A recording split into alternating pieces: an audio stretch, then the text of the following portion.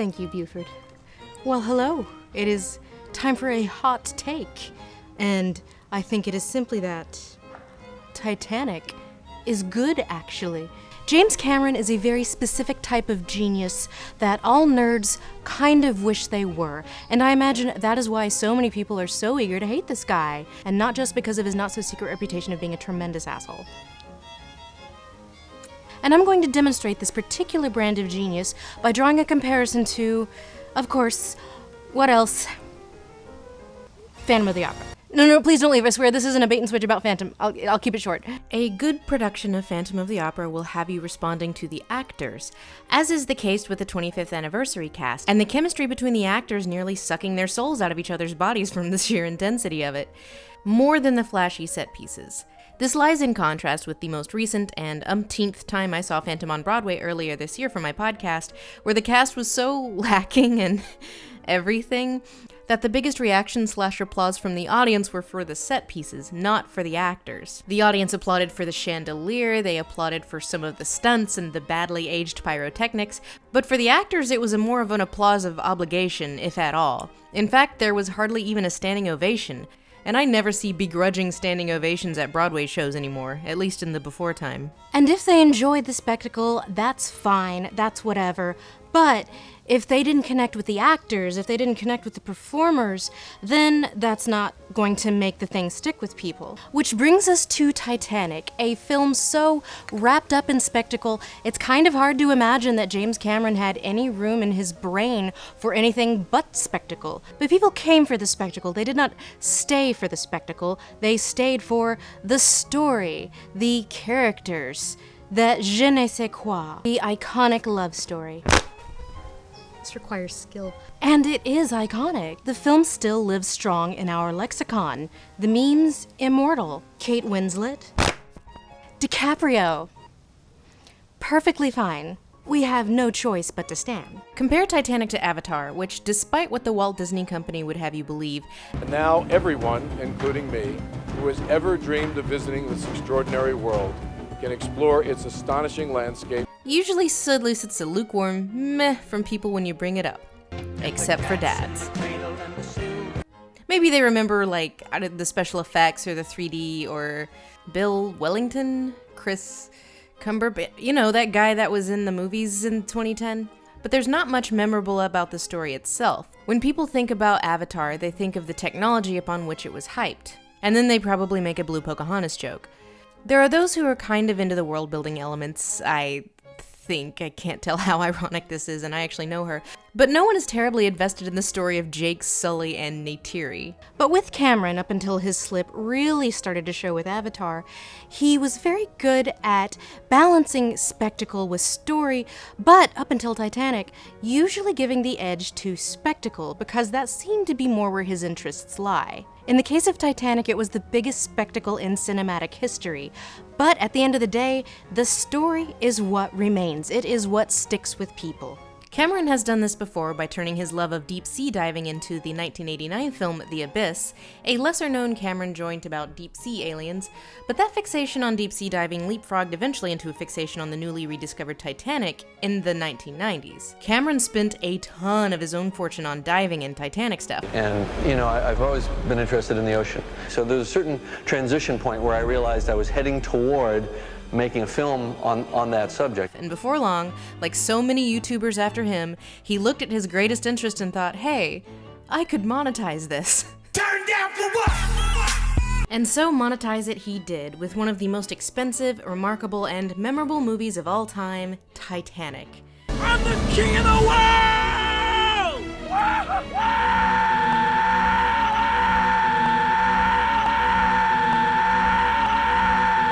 But the remarkable thing about Titanic within the Cameron canon, the first thing that people think about is not the spectacle a la the Alien Queen in Aliens or the T-1000 in Terminator 2, but for better or worse, it is the characters, the story. They think about, draw me like one of your French girls. They think about, I'm flying! They think about, I'm the king of the world. About, it's been 84 years. They think of putting the diamond in the coat and putting the coat on her. The story still trumps the spectacle, in the cultural canon. Which is why it's so odd to me that, creeping up on a quarter century later, there are so many people still insisting that Titanic is bad, actually. But I'm not just here to argue that Titanic is good, actually. Oh no, I am here to argue that Titanic is actually one of the greatest cinematic achievements in history, that it did deserve all of the awards and acclaim, and no, it did not deserve that big, dumb, stupid, giant backlash, one of the biggest ever, and one of the most influential. A backlash so fierce that never again would the popular thing be allowed in the same paddock with the high art thing. No Best Picture nomination for you, Dark Knight. A segregation of pop art and high art so severe that the Academy eventually had to expand the Best Picture category back out to 10 nominations because could we please get some popular stuff nominated again? Please. So following in the footsteps of those intrepid divers alongside James Cameron, who rediscovered the wreckage of the great ship, I am here to dive down and rescue Titanic's reputation as a cinematic great before it gets eaten by the iron-eaten bacteria of this incredibly mixed metaphor.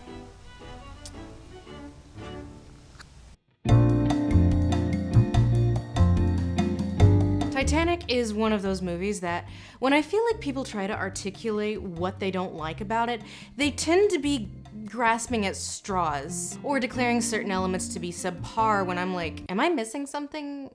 Did we watch the same movie? This is fine. Like Leonardo DiCaprio's acting, for instance. It's a perfectly fine use of your DiCaprio. With all due respect, miss, I'm not the one hanging off the back of a ship here. We know what bad DiCaprio looks like.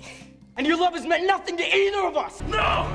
No! Push them! First of all, my own brother who's trying to do this to me! Surrender now! Wear it until you love it! This is not bad DiCaprio. The basis of most of the criticisms seems to be based on story is simple, or characters are simple, or wow, such melodrama. But that said, Titanic is about as complex as any other mass appeal blockbuster. Neither its characters nor its writing are remarkable in this regard compared to other movies. Same with the characters. Are you of the Boston Dawsons? No, the Chippewa Falls Dawsons, actually. Oh, yes. Jack Dawson gets more backstory than generally agreed upon good characters like everyone in Jurassic Park. What's your backstory, Alan Grant? We're going to find out why you don't like kids? Oh wait, who cares? It doesn't matter. And then there's the criticism that the film is melodramatic, which I also find odd because the melodrama of the situation is why we remember the Titanic disaster at all. It was the largest moving object in the world built by human hands at the time, as well as the apex of Edwardian glamour. It was to be the captain's last voyage before he retired, and the ship sank on its maiden voyage.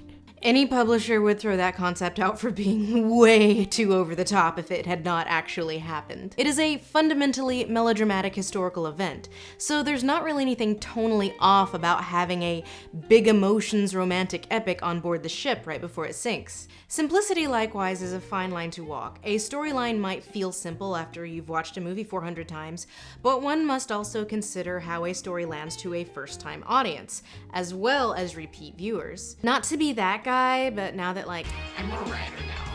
But after I sold my first book, available July 21st, pre-order link in the description, a huge component of the revisions, or simplifying the mysteries what get revealed and clarifying world building and plot elements that I had thought were pretty clear, but were reading as confusing to first-time readers, like my editor and my literary agent. So simplicity and clarity is harder to do than you might think, and more complex does not equal more good. In the case of Titanic, the main love story, star-crossed lovers of different class who meet, fall in love, and then one of them dies, is fairly simple, in the same way that Romeo and Juliet is fairly simple if you reduce it to its core components. Then I defy you, stars!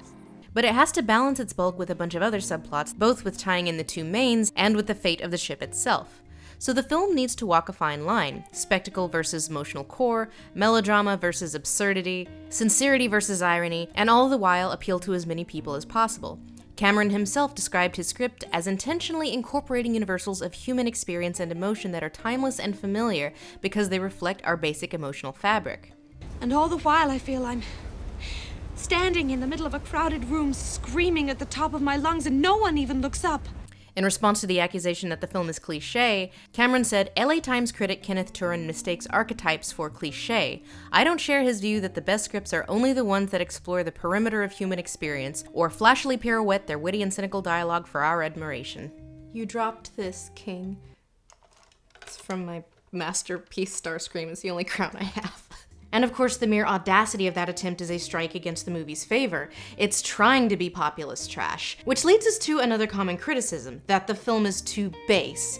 The swill of the common folk. Like, that is a bug and not a feature. There is a sort of classism inherent to criticisms like this. In effect, it's too many people like this. Which one sees reflected in the criticism that Cameron's Titanic valorizes the third class and demonizes the first class. My favorite bad Titanic take comes from historian Richard Davenport Hines, who wrote, Cameron's film diabolized rich Americans and educated English, anathematizing their emotional restraint, good tailoring, punctilious manners, and grammatical training, while it made romantic heroes of the poor Irish and the unlettered. Wow. But the thing about popular and low art is that, given enough time, history often reframes it as high art. Shakespeare, Puccini, Dickens, even the novel itself all started off as popular art that only got reframed as high art in retrospect. So popular art that hits with a wide audience, difficult to do, but popular art that stands the test of time, even harder. There's truth but no logic. What's the artist's name? Something Picasso? Even Empire magazine originally gave the film 5 stars, then later revised it down to 4 after the backlash, and then eventually revised it back up to 5 when they realized that they were basically peer pressured into giving it a bad review. So I feel like the eagerness that some film people have to distance themselves from Titanic isn't really out of a desire to assess the quality or impact of the film, but to tiptoe around the backlash that followed it.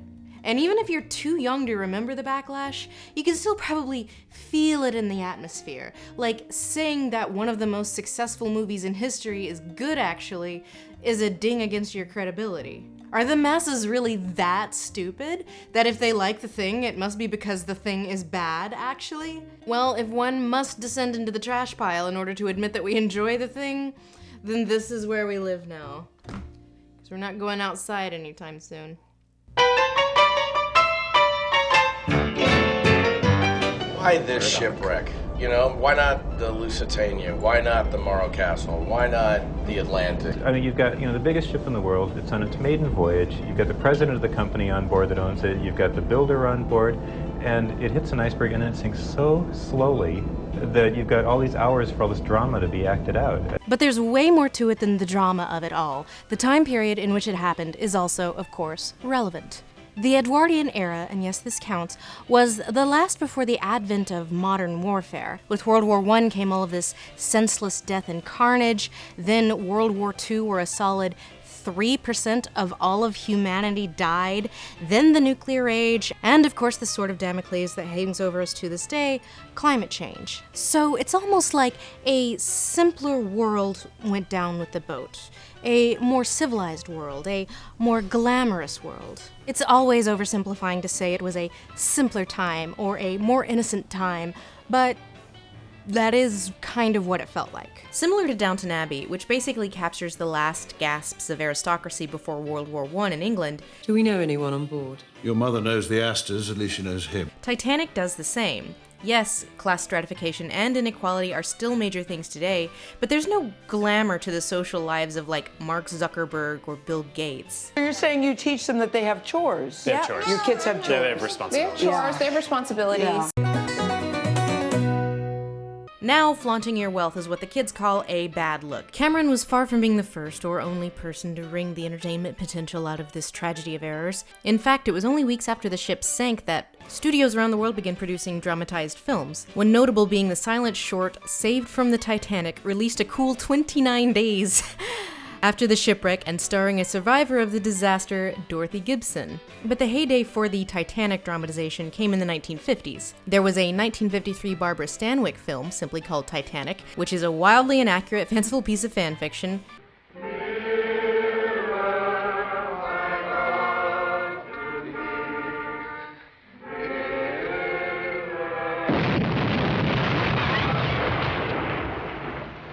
But hey, you know, it made money and walked away with the Best Screenplay Oscar. And it paved the road for A Night to Remember, widely considered the more historically accurate of the bunch and easily the film with the greatest influence on Cameron's version. It's kind of like how Disney's Hunchback of Notre Dame is really more of a remake of the 1939 Hunchback of Notre Dame than an adaptation of Victor Hugo's novel. Hell, even the Nazis made their own propaganda version of Titanic.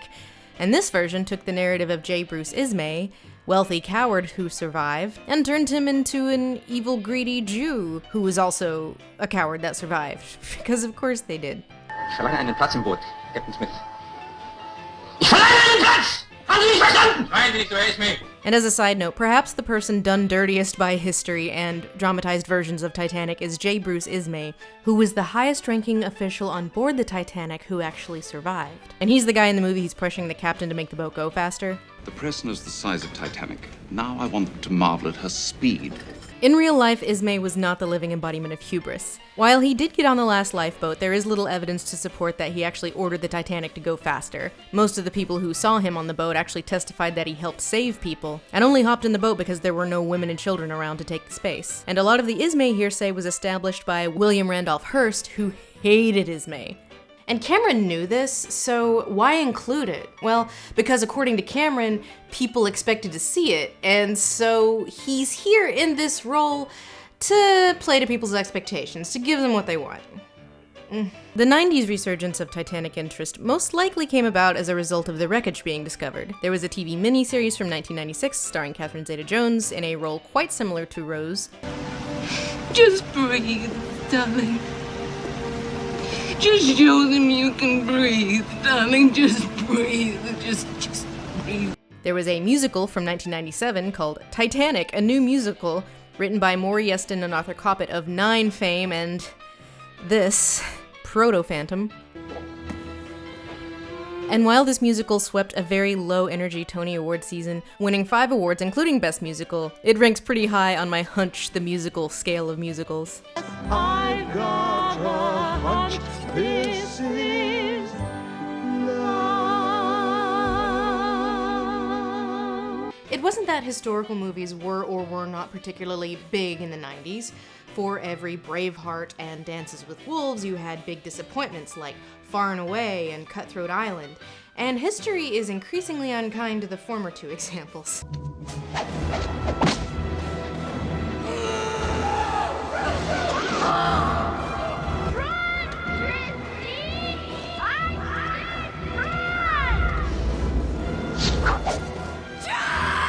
But the more relevant context for which the period in which Titanic was made wasn't period pieces, it was...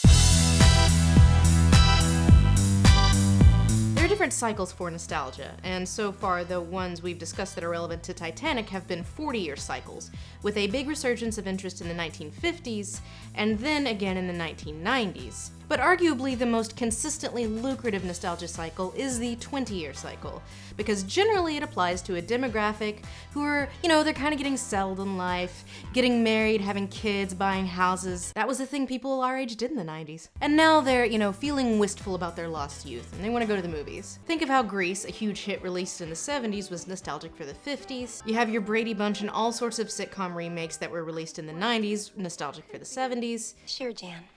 But also in the 90s, we had the stylistic nostalgia cycle for disaster movies. In the 70s, you had big hits like Towering Inferno and Earthquake. But in the 90s, we had another resurgence, not only with natural disaster movies like Dante's Peak and Volcano, Deep Impact, Armageddon, God, there were so many. But we also had like Alien Invasions, we had Independence Day, any manner of way we can almost wipe out human civilization. We were so bored in the 90s. And right now, we're on the verge of a 20-year cycle for the 2000s as well, which I intend on capitalizing shamelessly. Link in the description. Period piece. Titanic was pitched as Romeo and Juliet, but on the Titanic. But the danger there is then it looks like a movie for women's.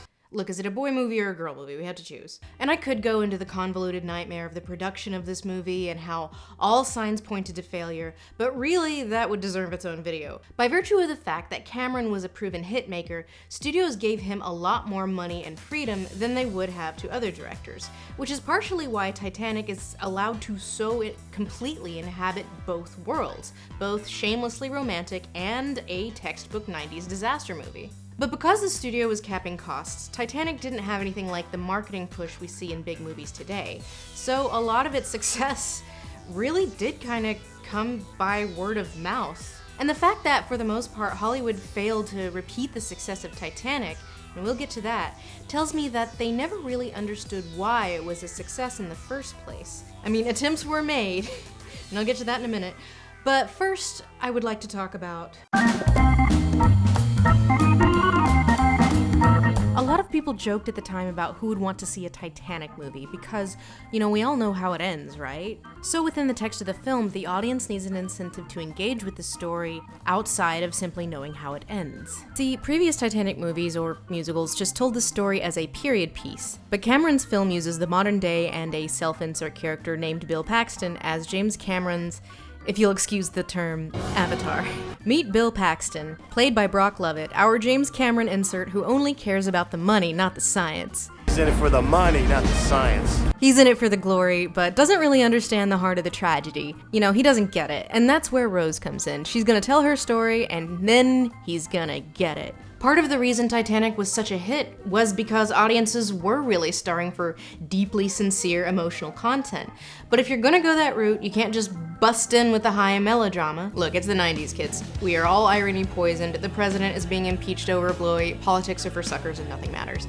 But we are all deeply lonely. The success of Titanic kind of reminds me of Star Wars 20 years earlier. The 70s weren't as irony-poisoned as the 90s, but the trend definitely rejected old Hollywood simplicity or this epic tone that Star Wars was going for. The assumption was that audiences would be turned off by that approach, when in reality they were apparently starving for it. A cowboy movie set in space, that's Star Wars. It's old-fashioned, escapist entertainment, pure and simple, with no moral, no message. And it appears this is what just about everybody in the country is in the mood for. So Titanic's framing device is important in the context of a 90s movie in particular, because by allowing for all of this eye-rolling and yeah, we know, it's schmaltzy, but just roll with it. It's easier for the audience to suspend their disbelief, or their irony in the case of the 90s, and accept the story. It takes about 25 minutes to get through the framing device at the beginning, and not only does it leave no doubt as to how the story ends, we know the ship sinks before the story proper even starts, it also tells us the science of what is happening, so when the ship does sink some 2 hours later, you don't have the audience being like, what the hell, when it breaks in half, or sinks vertically. The stern rises up. Slow at first and faster until finally she's got her whole ass sticking up in the air. But moreover, the thing about a Titanic movie is, the fact that we know how it ends means you have to have a new main tension rather than will the boat sink or not. Instead of will the ship sink, the narrative hooks are character-based. We know Rose survives, but how? And why has she kept her identity a secret? What happened to Jack? And where is that necklace anyway? In the context of the framing device, the necklace is what we call a MacGuffin. Is it a diamond? Yes. In simple terms, a MacGuffin is a thing that drives the plot, but it doesn't actually matter to the story. Everybody wants the necklace because of course they do. It's a thing we can fight over. It's the reason Rose and Bill Paxton meet in the first place. But it doesn't actually matter to the story because the story is about Jack and Rose, not the diamond. Hence she throws it into the ocean at the end. But now you know there was a man named Jack Dawson, and that he saved me. In every way that a person can be saved. And it's stuff like this that leads to a lot of really lame criticism because all we have to do now that it's the end times is logic the thing. Like in the making of this video, every time I tweeted about Titanic, I got like 400 ats about the door or headboard or whatever that thing is. Like, Jack could have fit on there too, they both could have fit on the head, like... Way to miss the point, assholes. Like, there's even a really lame deleted scene where they address this. Just enough for this lady. We'll push it under. Let me try at least, or I'll die soon. You'll die sooner if you come any closer. You see, we, the audience, need to feel the weight of the loss here. Not just the 1,500 randos that died, but the character that we've come to know and care about for the last 3 hours. So Jack sacrificing himself is a micro version of what makes the story so remarkable. Any room for a gentleman, gentlemen? Only women at this time, sir. Women and children first wasn't an official policy by any stretch. It was not maritime law. It was more like the Pirates Code in Pirates of the Caribbean, more of a guideline. So while in theory in a disaster situation the menfolk would try to save the women and children first, the reality is that women and children were way less likely to survive shipwrecks. And in practice, it was usually every man for himself. The White Star Line's previous worst maritime disaster, the sinking of the SS Atlantic, lost more than half of its passengers when it sank, and every single woman on board, and all but one of the children, died. So the fact that the majority of Titanic survivors were women and children is actually an extreme outlier. So Jack giving up his spot for Rose serves as synecdoche for the greater sacrifice. He knowingly gives up his spot for her, just as hundreds of others did. Cameron could have contrived any number of ways for Jack to give up his chance at life for Rose, but to get so obsessed with the logistics of the door and the buoyancy and the square footage, which is explained in the text.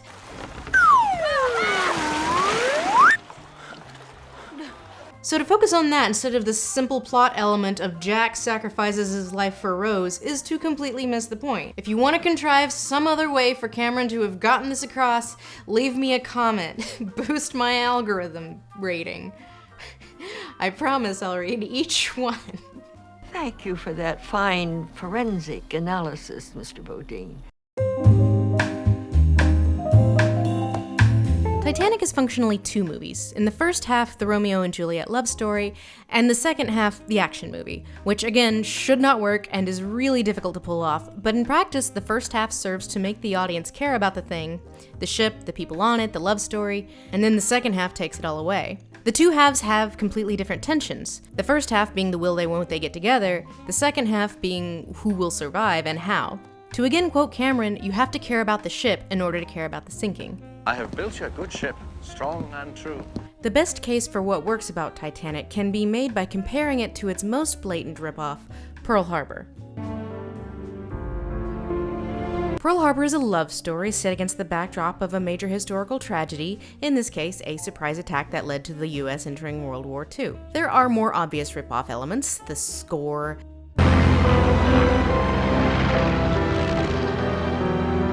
It has a fun dance scene, both involve ship sinking. Also where Titanic has Fabrizio. Goodbye! I will never forget you!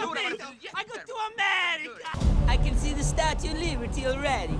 Pearl Harbor has like 7 Fabrizios.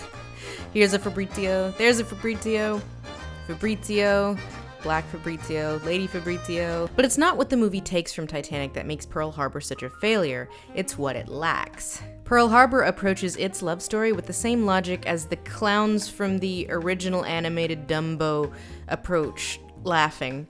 Yeah, if they laugh when he jumps 20 feet, they'll laugh twice as hard if he jumps 40 feet. If you were rooting for these 2 crazy kids, how about these 3 crazy kids?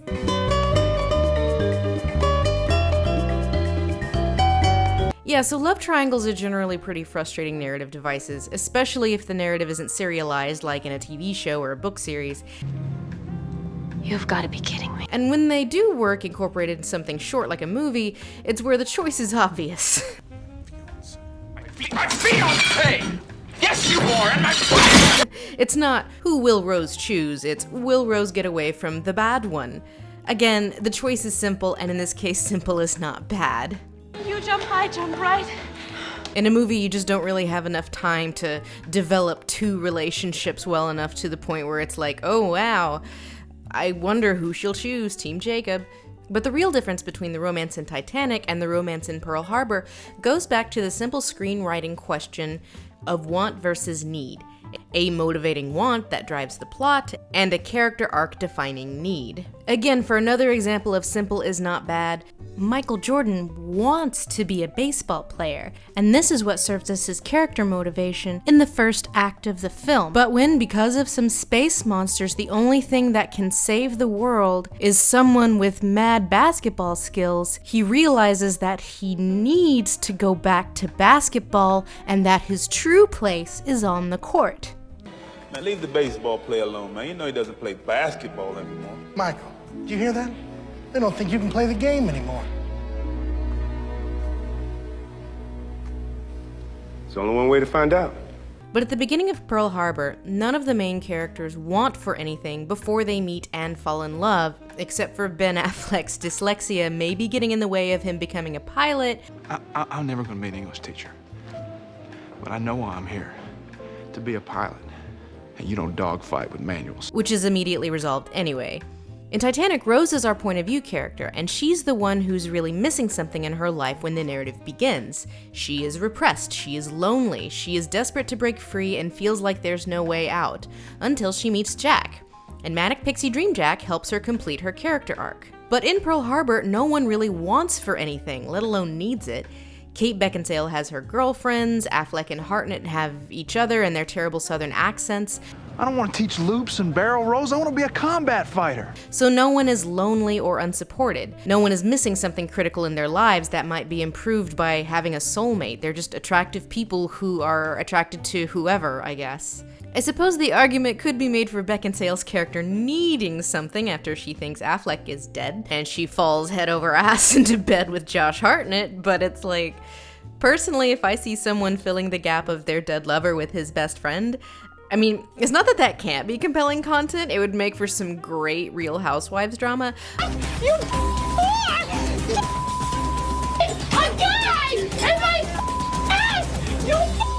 But I'm not watching this and going, oh man, I hope these crazy kids make it through the war. Like, as an audience member, I'm not sure what I'm supposed to feel here. But I just want to know why. So throughout Pearl Harbor, the love story feels incredibly hollow. Nothing is at stake if they go back to their old lives. And for Beckinsale, it basically reads like, well, at least now I've got a spare for when one gets killed in action. Which, of course, unlike Rose and Jack, where there is real stakes to their relationship outside of, young love, for both of them, but particularly for Rose. Sooner or later, that fire that I love about you, Rose, that fire is gonna burn out. But upon rewatch, the most remarkable thing to me about Pearl Harbor is that it completely drops the ball at the thing Titanic nails. We, the audience, don't really care about the ships. It was a symbolic strike, yes, but the Japanese at Pearl Harbor weren't attacking civilians, sailors, or soldiers. They were attacking the fleet. Which is another thing I hate, the bombers going after civilians and the hospital. Okay, we're not gonna go there. So surely there must have been some way for the audience to really appreciate the grandeur of these boats before they get destroyed.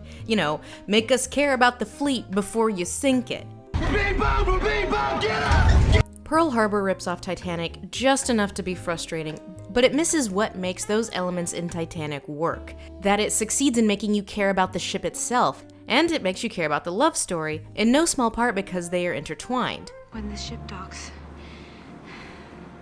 I'm getting off with you.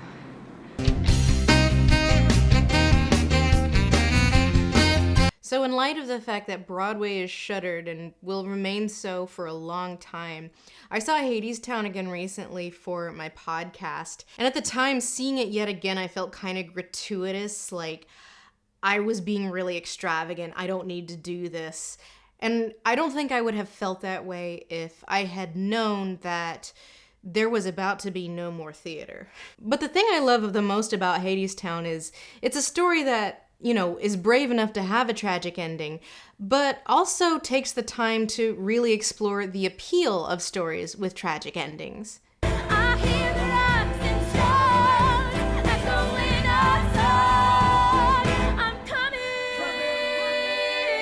The musical Hadestown is a retelling of the myth of Orpheus and Eurydice, and if you aren't familiar with the myth of Orpheus, it ends tragically.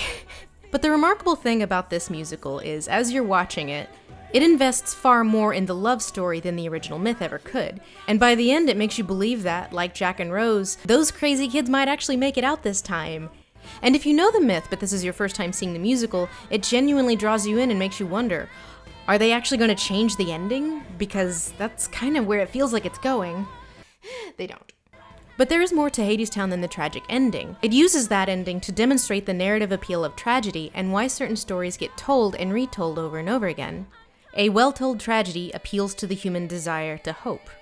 And every time you watch Titanic, or hell, every time I watch one of those Titanic sinks in real-time simulations on YouTube, of which I have watched all of them, there's this part of you that sees the ship approaching the iceberg and goes like,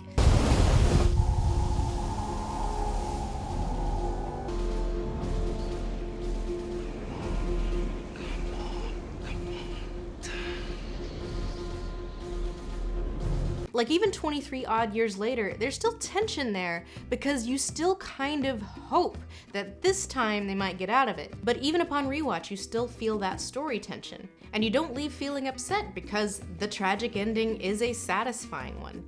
When Rose either goes to sleep or dies at the end, debate that.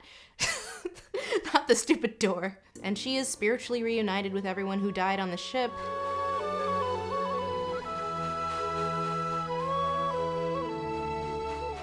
It gets me every time.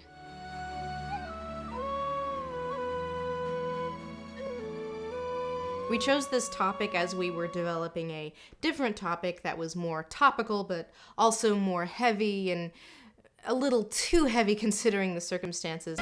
What?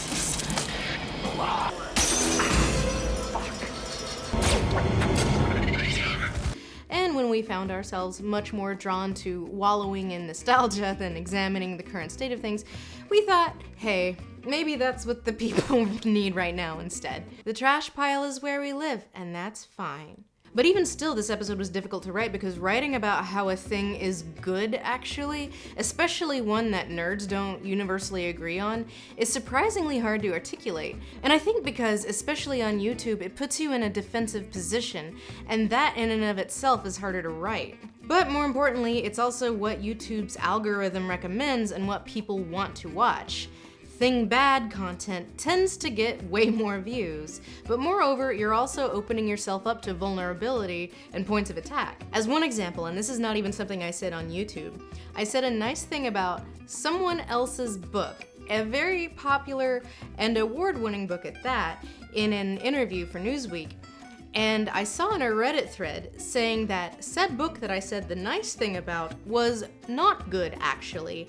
And if I say that the thing is good when in fact the thing is not good, then we can extrapolate that my book is probably also bad. And some of you will think it is, that's just how it works, and that's beside the point. It's amazing how, like, in criticism, your likes can be a bigger strike against your credibility than your dislikes, especially here on YouTube.com, where liking thing is for stupids. And of course, we do have to write with a mind towards the algorithm. Negativity just gets more views. So for those of you who like to leave "don't you like anything" comments, I refer you to Jim Sterling's video on the same topic. It is surprisingly difficult to create content that will hit with a wide audience while not also being thing bad, which is partially why, in my old age, I am more and more appreciative of films like Titanic. Widely popular while also being sincere and generally hopeful. Who are you, arrogant man, to call yourself the king of the world? I'm the king of the world! I think you're not. Man, remember when James Cameron got canceled for that? James Cameron got canceled for quoting his own movie at the Academy Awards, and Kate Winslet got fat-shamed. Man, fuck the 90s. So I'm not saying that I'm not doing thing bad style content anymore, because frankly, it is often fun to write. 10 years old.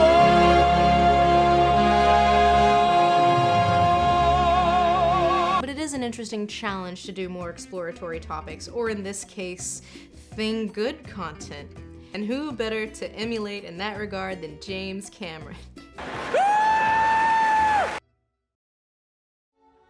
In many ways, the work of a critic is easy. We risk very little, yet enjoy a position over those who offer up their work and themselves to our judgment. We thrive on negative criticism, which is fun to write and to read. Is that in the grand scheme of things? The average piece of junk is probably more meaningful than our criticism designating it so.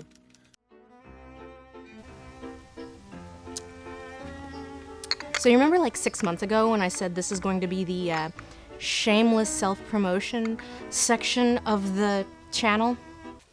Well, guess what month it is? This was supposed to be a lot more fun. It was all your fault.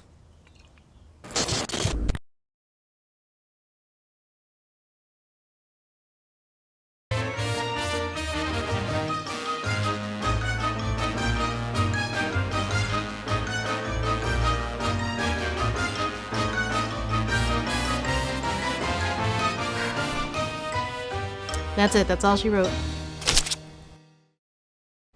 I'm the king of the world! Juliet! You shut up! Shut up! Now let's knock this motherfucker out of the park!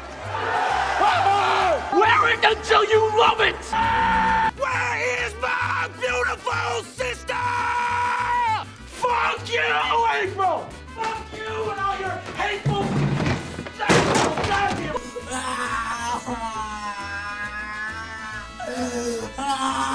Sitting there like a fucking baboon. I hate fucking whiskey, so I couldn't stop at fucking 3 or 4 every. I defy you, Star!